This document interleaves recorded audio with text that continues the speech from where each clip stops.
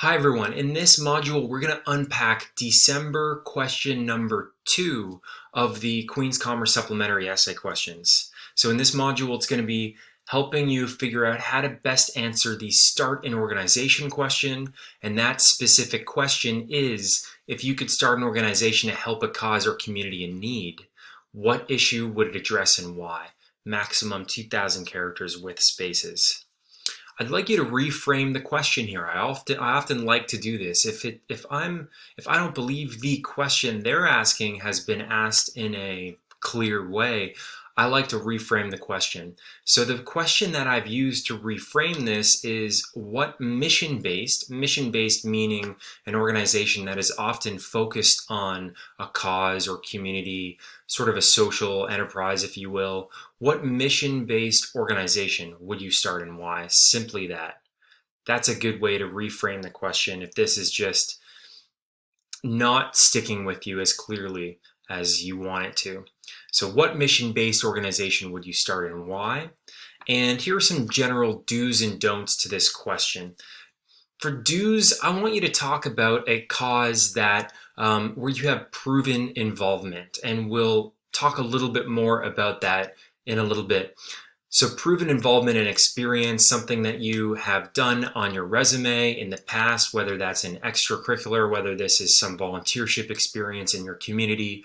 I'd like you to have some form of this cause or community that has some aspect of you and your involvement. So that's the other do, is that I want this cause or community to showcase you, give some personal insight to the reader, and understand a little bit more about your background. By background, I don't necessarily mean, your particular circumstances in life right now, but particularly where you grew up, what kind of family you have, your just other aspects of your life and your personality, so that I get a good feeling for you as an applicant.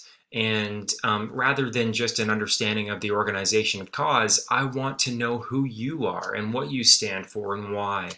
So these first 2 points are extremely important. The other thing is, I'd like you to take some action on initiating your organization.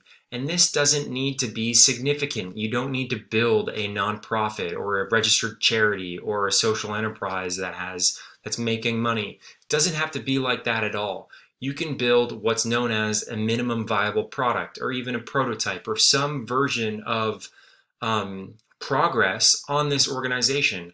What I don't want to see is you saying, I want to build X organization, and then ending the essay there. I want you to show me that you can make at least some progress to doing this. Maybe you've talked to prospective consumers about your idea.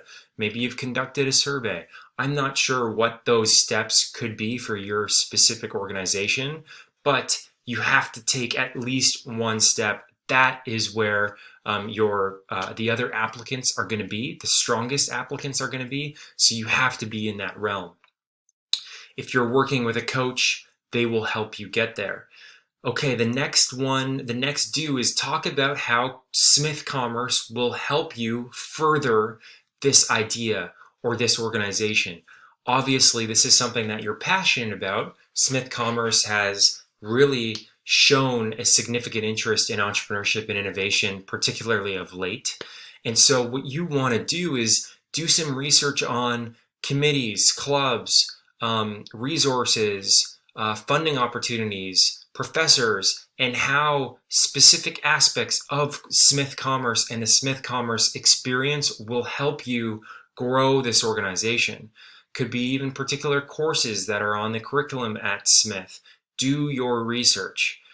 In terms of the don'ts, don't choose a frivolous cause or community, something that isn't very serious. They're asking this question so that they get an understanding of what you care about in the world.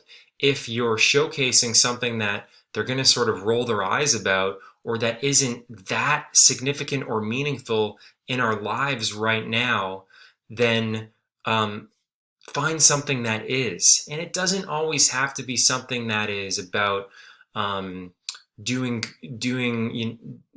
type of donation work or philanthropy, or things like that. It can be business related, but as long as it's in some way fixing a problem that you believe is significant in the world and helping improve the world in some way, I believe that is a cause that is worth writing about. Make sure that improvement is a step change improvement and not just a marginal small improvement. So something that is significant and meaningful, some cause that's significant and meaningful.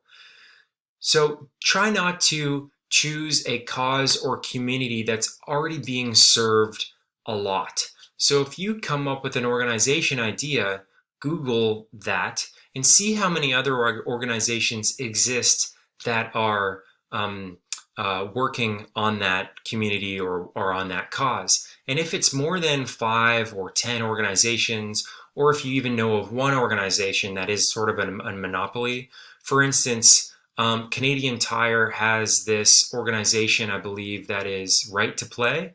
So if you come up with an organization idea that allows young people access to more sports opportunities, I would say because Right to Play is such an monopolistic sort of nonprofit, and everyone will know that, oh, that need is already kind of being met by an existing organization, I'd highly recommend you find a bit more of a niche or another cause that isn't being served and isn't being fulfilled already by an existing organization. Another don't use this as an essay to boast about your impact. This is probably going to be a few of you. Maybe some of you have already launched organizations where you can use this entire essay to talk about the impact that you've had from launching your organization. Maybe it's a business you've started. I know some of you have started charities. Don't use this as an opportunity to just talk about your charity, how great it is, and all the impact that you've done. They won't like that. They want humble students that don't just talk about themselves, okay? So I want some personal insight, but you have to find a balance here into why this cause or community is so important to you, and also about Queens as well. I'll go through the structure and break it down in a little bit, but these are just some do's and don'ts to understand. So when you're analyzing this question and trying to come up with a cause or community or an organization to talk about, I'd suggest not starting with what organization should I start. I'd like you to start with you.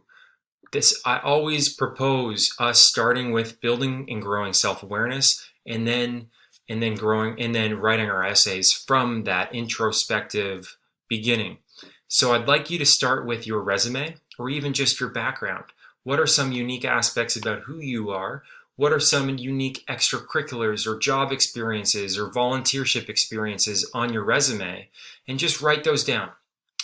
And I'd like you to write them down in the form of a cause or community. So for example, I created a fictitious student for this essay example you'll see in a second. And this fictitious student is born and raised in a small town, let's say Paisley, Ontario. And their parents are, they work as skilled trades people. The vast majority of people in this small town do blue collar type jobs, maybe an accountant here and there, a coffee shop owner, nothing too significant. But when COVID hit, a lot of these jobs in this fictitious kind of small town experience with this student went away in this small town. Remote work, digitization over the years, automation with technology have removed a lot of the jobs in this small town that were traditionally there. But instead of a lot of these people in this small town reskilling and going to online coding boot camps and learning about graphic design, they're not interested in technology. They're interested in working with their hands, working with people. And so this fictitious student saw that trend and that phenomenon. And so these are some causes and communities that have come through that. Well, this fictitious student is really passionate about technology and virtual reality and augmented reality. This student sees a lot of the wealth gap. Maybe some Toronto families coming in and buying their second home in this small town, and they see this wealth gap between the locals in Paisley versus some other people who have moved maybe from the city or have a second home. This fictitious student is from a small town, so that's another piece of background or community. And then another cause that they are aware of is because their parents are in the skilled trades, the student knows that there's a big skills trade shortage. So that's another community / cause that you can write about. So what I'd like you to do is write down your own causes and communities. Write them down, as many as you can, and then I want you to circle the ones that you see a connection with. Try to connect as many as possible. And for this fictitious example, I created an organization idea that's like a skilled trades college that leverages virtual reality and augmented reality to reskill small town residents who are losing jobs to COVID digitization and technology. So now we get to the actual essay writing portion. And here's the story structure again: hook, context, catalyst, outcome. By the way, quick thing here, I'm getting a lot of comments and questions from my students about the hook. The hook is something that is just a one sentence thing that should come at that you should write at the very end. It's like an executive summary or some sort of a synopsis. You write that at the end. Once you have all the other content established, then you create a hook if it's even necessary and if you have the character count. Oftentimes I take away the hook because there's such strong substance in the remainder of the essay that I don't want to use those characters in the hook. And so I tell the student, let's get rid of the hook and let's keep in all this amazing stuff that you've written in the body, in the core of the essay, because yeah, it might start off and grab my attention, but there's oftentimes a lot of really strong substance that I want to keep in rather than the hook. Okay, here's the essay template framework that uses this story structure technique. And again, what we're doing here, everyone, is we're trying to teach you how to write in a structured manner. And we're using these templates to get you to write in this structure, to think more in a structured way when you're communicating and when you're writing. And this is a phenomenal outline to use to convey your ideas and what you want to communicate. So with the hook, again, this will come at the end, and even in this essay, it's optional. So you'll capture my attention, give me a preview of what's to come. This is just an introduction to set up the essay so the reader knows what to expect. Do this last when the content of the essay is finished. Then you get to the context. In the context, I want you to actually talk about the issue's relevance to you. So you're not talking about the organization, you're not talking about what you've launched, anything like that. I want you to talk about your background so that the reader knows once you start talking about the organization, they're so clear on your why. So that's what the context is. It's your why. So don't bring up the issue directly yet. Answer the why part of this question by giving the reader background about the issue, why it's important to you. Something clearly happened in your life to make this issue important. So it's critical to describe this here. It doesn't have to be a specific event or experience. Oftentimes students say, oh, nothing in particular I can remember happening as a moment or event. It can be a pattern that you have continually observed in your surroundings. Maybe a conversation you repeatedly have at home. For this fictitious student, it's the conversation about skills labor shortage, technology, that kind of thing. Technology replacing jobs. Or something you were seeing in the news repeatedly. When you watch the news, when you look on your news, your media sites, hopefully you're doing that. What are you seeing? What have you been seeing over the years? Use the 5 whys technique to provide as much of an insight as possible to the reader. For instance, instead of just saying, having a strong role model will help me in my future, go deeper than that. Ask why. Answer it 5 times ask it 5 times so to get to a next level, deeper way of thinking. So for instance, not having a strong role model, often in a school system that produces homogeneity, which basically means like the same type of student, made me question my strengths and adapt to the environment that I'm in. Okay, so I got to that after asking why many times. Then after context, which should be around 400 characters approximately, you want to get to the catalyst. So here's where you specifically state the organization that you would start, as well as the cause or community it helps, and reiterate the issue that it would address. This is where you answer the who, the community, the what, where, like where it takes place, where this organization would be best, and then just reiterate the why a little bit as well. This would be around 500 characters. Then you get to the outcome. So what's the action? You absolutely must demonstrate some initiative that you've taken on this issue. It doesn't have to mean you've started this exact organization. If you did, explain that here.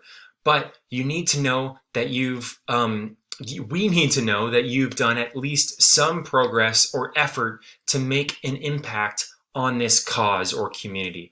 And if you didn't, choose another issue where you did. That is essential, everyone. The last paragraph is very short, and it's just talking about continued commitment. So once you're at Queen's, explain the commitment to this issue going forward once you're going to be at Queen's. Maybe in the Kingston community, maybe in the university environment. Maybe it's not specific to Queen's or Kingston, but maybe you can use a lot of the resources and the people and everything like that in Smith to help your organization grow or help this community further. So then now let's go through an essay example that's based on this approach.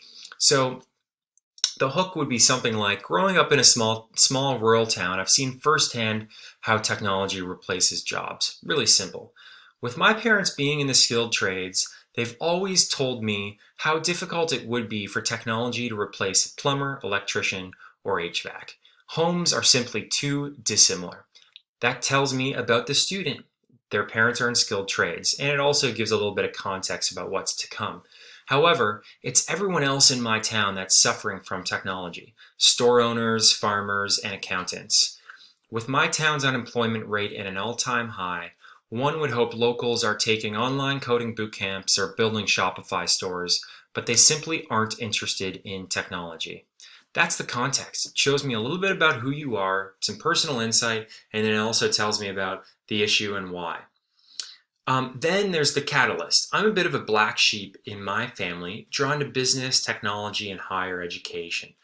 As a result, the organization I would start, and by the way, this is important, or else if the reader is looking at their parents being in skilled trades, they'd often wonder, so why are you going to Queen's Commerce instead of just like a skilled trades program or something else? So you want to make sure you're clarifying if in the background and context, if it's showing something that isn't business related, you always want to clarify why you are interested and drawn to business. As a result, the organization I would start is a hybrid skilled trades college that helps anyone of any age break into this important industry. Rather than physical colleges, we'd use virtual reality headsets to teach basic skills and that should say like an apprenticeship model to provide on-the-job learning. There's currently a 2,000 person shortage in the skills trades, 200,000 person shortage in the skills trades, and with these jobs being relatively well-paying, I believe it's the key to closing the ever-increasing wealth gap. Okay, now you get to, as you can see in that ever-increasing wealth gap, that was restating the why.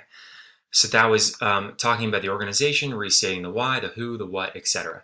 Now's the outcome. So what I've done, taking action on this. While I've yet to start a school, I've started a website called tradeshub.ca where visitors can take a quiz and get matched to different trades jobs, watch videos about the day in the life, and learn about the salary prospects. The site has only been launched for 3 months, but in that time, I've had 1,000 unique visitors and over 100 people completing the trade match quiz. I'm also currently taking an Oculus and Unity course. The Oculus Rift is this VR headset, learning about how to build virtual reality, augmented reality training simulations for my prospective students. Okay, so that talks about the action. This person is taking a course on this topic, has launched a bit of a website, that kind of thing. Outcome and continued commitment.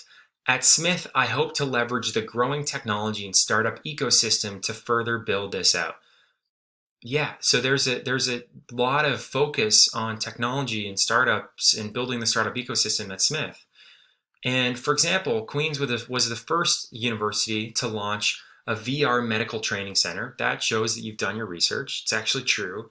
Their health science department, I believe, launched this for their doctor program and their medical school program. And Professor Webster has contributed to research papers on almost this exact topic.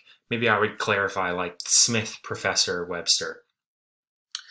And she has. I went online, I found Professor Webster, I looked at some of the research papers that she's contributed to, and there was one that was kind of a similar topic to this. And if there's anywhere that I can make that can help me change the future of education, it's at Queens. So that's it. That's it. If you want more support, let us know. We have limited spots available, only a small amount more capacity.